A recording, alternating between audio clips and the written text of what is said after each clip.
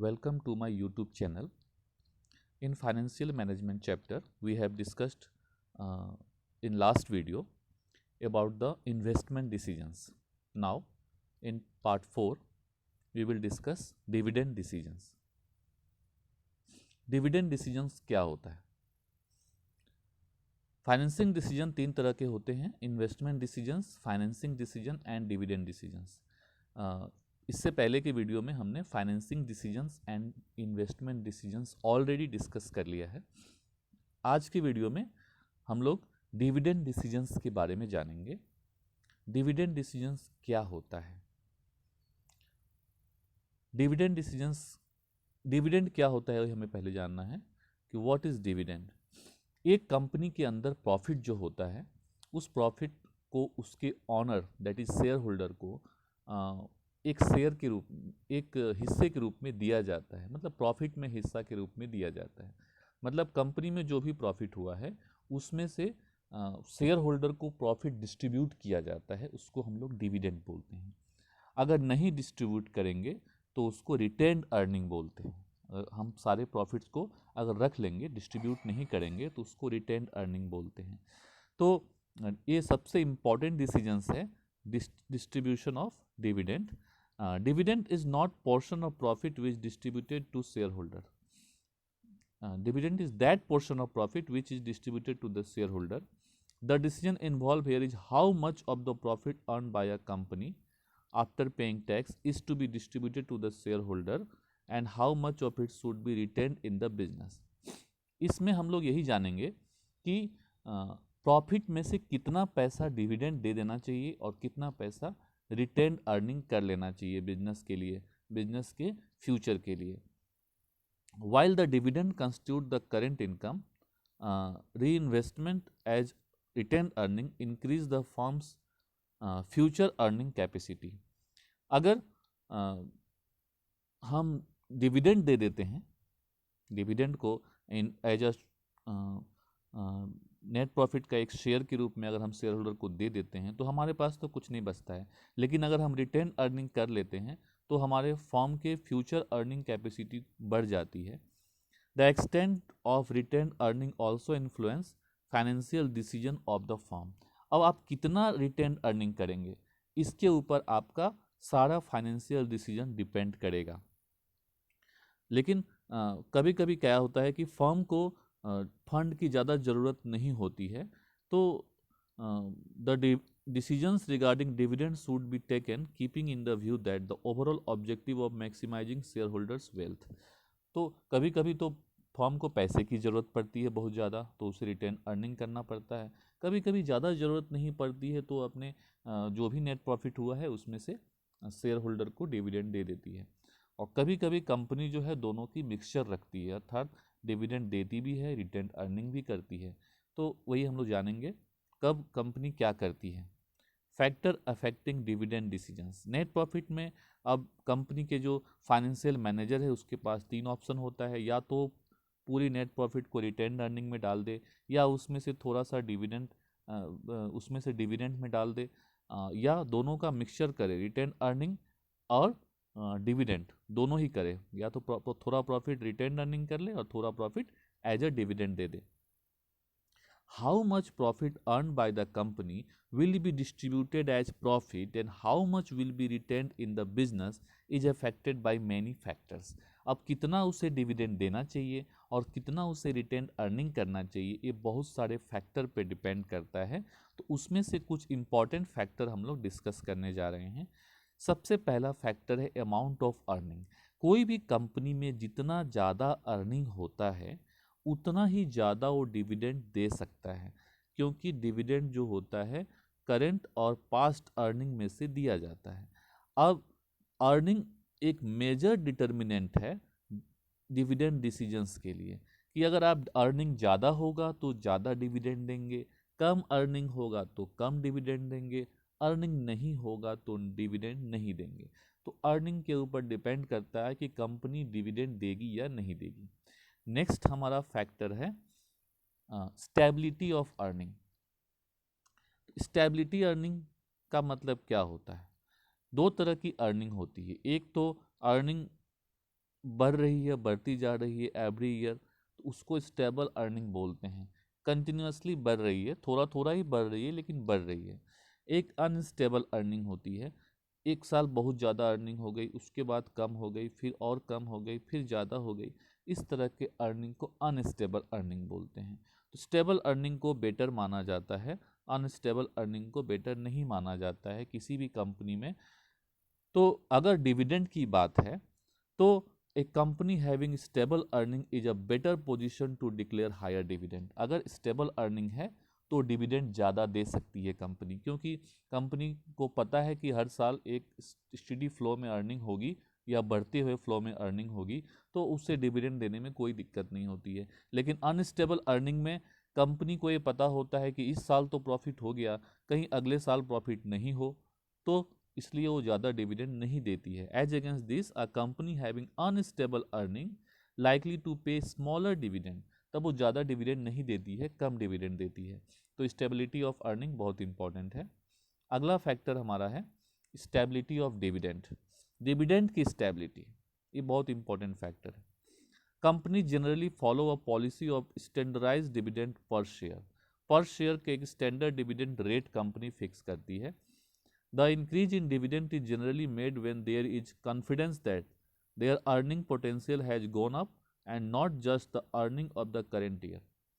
Dividend का rate fix करने से पहले कंपनी इस बात को ध्यान में रखती है कि कंपनी के जो पास्ट ईयर्स के प्रॉफिट्स हैं और करेंट ईयर के प्रॉफिट है उसका क्या फ्लो है, क्या उसका पोटेंशियलिटी है। जैसे यहाँ पे मैंने पिक्चर में दिखाया है कि यहाँ पे कंपनी की ये अर्निंग है, अर्निंग जा रही है, अर्निंग इस तरह जा रही है, पहले बढ़ी है फिर घट गई है, फिर बढ़ी है, फिर बढ़ी है, फिर बढ़ी है, फिर घट रही है, फिर घट रही है। तो घटते घटते वो कहाँ तक पहुँच रही है, वो वन को टच नहीं कर रही है। यहाँ हम देख रहे हैं कि वन को नहीं टच कर रही है। वो वन पहले शुरुआत में तो 1.5 अप्रॉक्स 1.5 को टच कर रही है। इसलिए कंपनी जो है अपने अर्निंग के से कम डिविडेंड फिक्स कर रहा है, 1 पे डिविडेंड फिक्स कर रहा है। लेकिन धीरे धीरे जब अर्निंग कंपनी की बढ़ रही है और एक स्टेबिलिटी आ जा रही है अर्निंग में, कि अर्निंग अब 2 या 3 या 4, 4 के बाद 3, 3 के बाद फिर 2 तक आती है, और 2 के बाद वो फिर से 3 की तरफ जाती है। तो कंपनी यहाँ पे 1, यहाँ से यहाँ तक कंपनी ने 1 पे रखा है डिविडेंड। लेकिन जब कंपनी को लग रही है कि नहीं ठीक है अब हमारी अर्निंग अच्छी हो रही है, तो कंपनी उसको बढ़ा दे रही है, 1.5 पे रख रही है डिविडेंड के रेट को पर शेयर। तो इस तरह से अगर हमारी अर्निंग स्टेबल होती है तभी हम डिविडेंड ज़्यादा देने के लिए हम पहले से माइंड मेकअप करते हैं। अगर हमारी अर्निंग स्टेबल नहीं होती है तो हम डिविडेंड का रेट कम ही रखते हैं। इन अदर वर्ड्स, डिविडेंड पर share is not altered if the change in earning is smaller और seen to be temporary in nature. जैसे टेम्प्रोरी, यहाँ पे अर्निंग बढ़ी है लेकिन ये टेम्प्रोरी थी, इसलिए हमने यहाँ पे कंपनी ने 1 रुपये पर शेयर पर ही डिविडेंड दे रही है, क्योंकि ये अनस्टेबल है। लेकिन जब कंपनी को लगी कि अब स्टेबिलिटी बढ़ रही है अर्निंग में, तो कंपनी ने डिविडेंड के रेट को 1 से बढ़ा के 1.5 कर दिया। तो इस तरह से कंपनी डिविडेंड देती है। नेक्स्ट है ग्रोथ अपॉर्चुनिटी। अगर कंपनी को लगती है कि फ्यूचर में हमारा ग्रोथ होने वाला है, कंपनी को ऐसा लगता है कि फ्यूचर में उसका ग्रोथ होने वाला है, तो अगर कंपनी का ग्रोथ अपॉर्चुनिटी अच्छा है तब उसे बहुत ज़्यादा पैसे की ज़रूरत पड़ेगी, तो उसे रिटेन करना चाहिए अपने नेट प्रॉफिट को। The dividend in growth company is there for smaller, इसलिए ग्रोथ कंपनी के जो डिविडेंड होते हैं इस कम होते हैं than that in the not growth company. जो कंपनी ग्रोथ नहीं कर रही है, ग्रोथ नहीं करना है जिस कंपनी को, उसके डिविडेंड के कंपैरिजन में जो ग्रोथ करने वाली कंपनी है, जो फ्यूचर में अपने एक्सपैंड करना चाहती है, उसके डिविडेंड रेट कम होते हैं। नेक्स्ट है कैश फ्लो पोजीशन। अगर कंपनी का कैश फ्लो पोजीशन अच्छा है तब तो कंपनी अच्छा डिविडेंड दे पाएगी। The payment of dividend involve outflow of cash, क्योंकि डिविडेंड देने से क्या होता है, कैश का आउटफ्लो होता है। A company may have earning profit but may be short of on cash. Company profit कमा सकती है लेकिन ऐसा हो सकता है उसके कैश का शॉर्टेज हो। Availability of enough cash in the company is necessary for declaration of dividend. ज़्यादा डिविडेंड डिक्लेयर करने के लिए ज़्यादा कैश की ज़रूरत पड़ती है। तो अगर कंपनी का कैश फ्लो पोजीशन बहुत अच्छा है तो ज़्यादा डिविडेंड दे सकती है। कंपनी का कैश फ्लो का पोजीशन बहुत अच्छा नहीं है तो उससे ज़्यादा डिविडेंड नहीं देना चाहिए, क्योंकि डिविडेंड देने से कैश का आउटफ्लो हो जाएगा और कंपनी के पास कैश का शॉर्टेज हो जाएगा डे टू डे एक्टिविटी के लिए। नेक्स्ट हमारा फैक्टर है share holders preference. Share holder क्या चाहते हैं, उनके कुछ प्रेफरेंस होते हैं, उनके कुछ राइट्स होती है। While declaring dividend management must keep in mind the preference of the shareholder in this regard. आखिर शेयर होल्डर क्या चाह रहे हैं ये जानना है। ये कैसे पता चलेगा? ये सर्वे से पता चलेगा, बोर्ड मीटिंग में सर्वे होती है उससे पता चलेगा, क्वेश्चनायर से पता चलेगा। If the shareholder in general desire that at least a certain amount is paid as dividend. अगर शेयर होल्डर ऐसे बोलते हैं कि हमें कुछ तो डिविडेंड दीजिए, the company are likely to declare the same, तो कंपनी को डिविडेंड देना चाहिए। और लेकिन कुछ शेयर होल्डर ऐसे भी होते हैं जो नहीं चाहते हैं तो नहीं दे सकती है कंपनी। तो देखना पड़ेगा मेजोरिटी ऑफ शेयर होल्डर क्या चाहते हैं। There are always some shareholder who depend upon the regular income from their investment. बहुत सारे शेयर होल्डर ऐसे हैं जो शेयर में पैसा इसलिए लगाते हैं ताकि उन्हें एक रेगुलर इनकम मिल सके।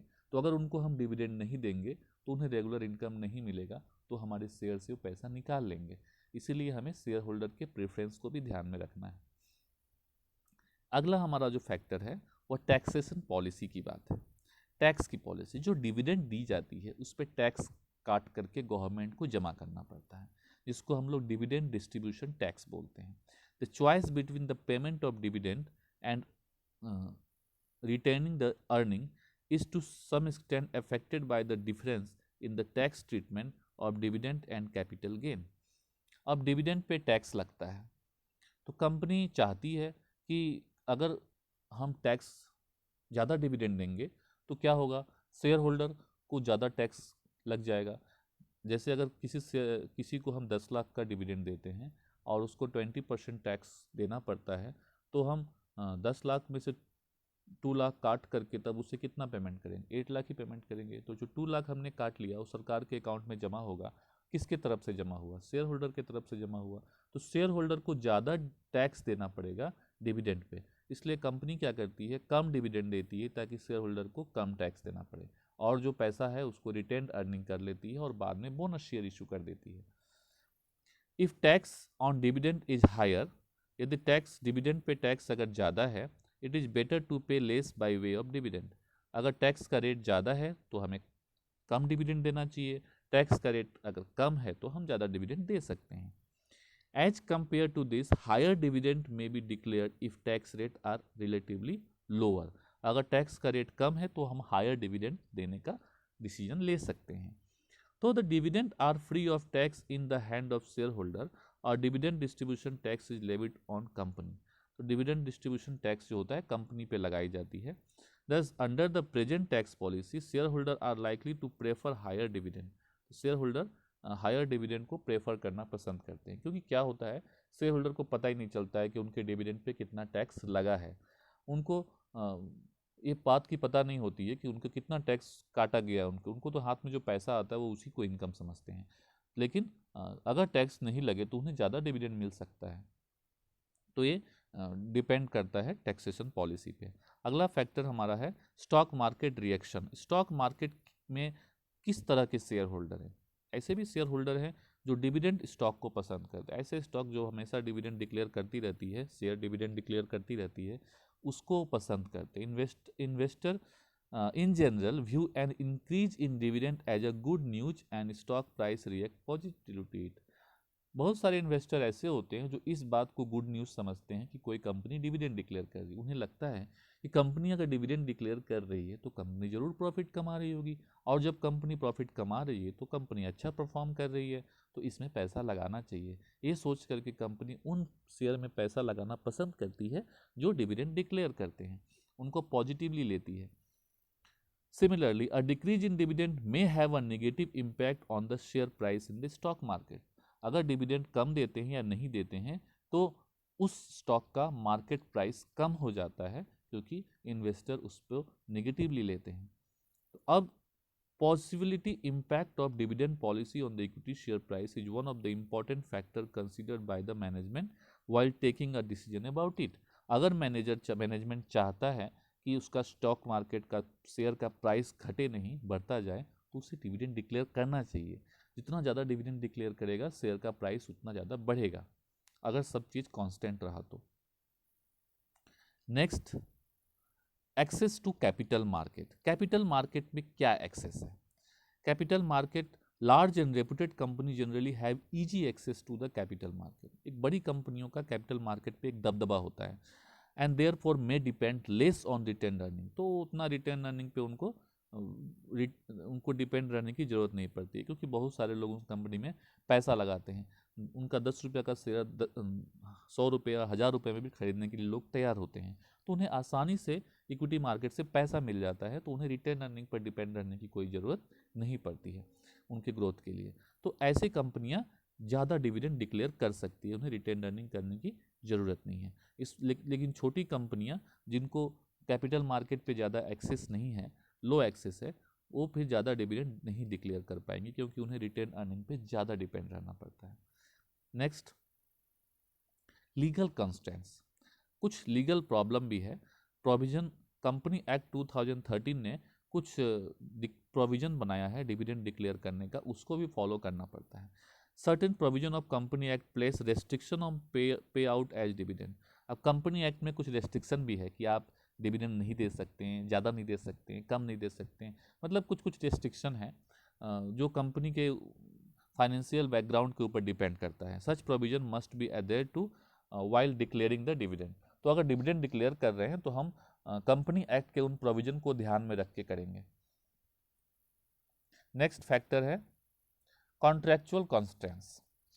अब हमने अगर बैंक से लोन लिया है, while granting a loan to company, sometimes the lender, that is bank, may impose certain restriction on the payment of dividend in future।